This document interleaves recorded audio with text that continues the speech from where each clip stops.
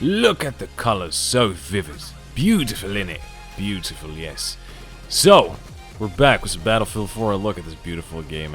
The colors so vivid and colorful and beautiful game. But a game with many, many issues, of course, as always. But hey, at least people can play Battlefield 4 on Windows 8 now in Asia after the latest patch, which actually kind of surprised me, I have to say. They also tweaked some of the damage models on the jets, along with some other stability fixes, nothing quite important to be honest. And of course, we are still waiting on that big patch this month that will hopefully fix, or at least improve some of the netcode issues that all of us are currently dealing with. And of course, Mantle, because frames. So what you're laying your eyes upon here is me strolling around in my little tank, along with a complete and total stranger who might have seen my armor guide because he was freaking beast at positioning and dodging all kinds of incoming fire. So I originally planned on spawning in this tank, but, you know, as a driver, but I was half a second too late and I magically appeared in the gunner seat. I'm sure you guys can all relate to that.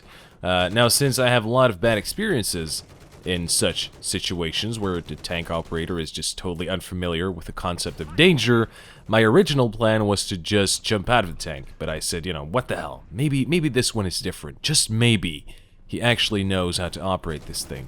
So, I took a leap of faith, and regret was nowhere to be seen. I'm not even sure if the last part made any sense, but hey, YOLO. So we're just tearing up the enemy forces, and they have no chance of taking us down whatsoever. I mean, my driver knew exactly what to do and where to go, and most importantly, he positioned his tank in such a way that I had such an easy time at picking off enemy targets, which not a lot of players do out there. So let this be a lesson to all you guys. Think about your gunner once in a while, you know? If you think about it, really, it's a win-win situation, because you both make a shit ton of points, you both stay alive longer, and chances are you will probably win that rush round. Because it really only takes one tank to successfully attack or defend an objective, especially on this map.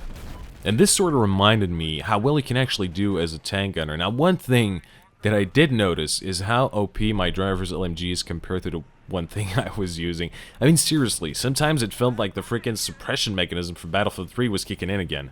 The gunner's LMG has a lot more spread compared to the driver's LMG, which is a little strange, in my opinion. I mean, I do believe they do the exact same damage, although the driver's LMG does seem to have a faster rate of fire. But this is just me talking. I don't know if there are actually any stats around this out there on the internets. I mean, in my opinion, it would make more sense that the gunner's was a lot more accurate over distance, but hey, I guess Battlefield 4 mechanisms be crazy sometimes. So the lesson we can all learn from my experience today is that we should all sometimes take a leap of faith and see where it takes us. And in my case, it brought me an 11 KD in this round, which is pretty damn impressive, innit? Now, in other exciting news, the second episode of my DayZ series, Untold Stories, is in the works, and it will release soon. I know a lot of you guys loved the first episode and are really looking forward to see the next episode, which, by the way, is a lot more action-packed than the first one. So be sure. No, that's not the way you say it, Dolce. God damn it, silly Dolce. Be sure, S-U-R-E, there we go, to check that out when it releases. And I would also like to apologize for the lack of videos this week. I was dealing with some hardware issues, and I was kind of frustrated, but I got all that stuff figured out. It's all resolved now, so I'm back into editing mode. So that is it for this video, guys. I hope you enjoyed this one, and of course, if you did, do not forget to click the like button so that I can feel good about myself and make fun of that friend who only got one like on that Facebook post. I'm a terrible person, aren't I? Just tell me in the comments how terrible I am. Alright, guys, it is time to say goodbye, unfortunately, but know that I love you all. I am Dolce, and I'll see you in the next video.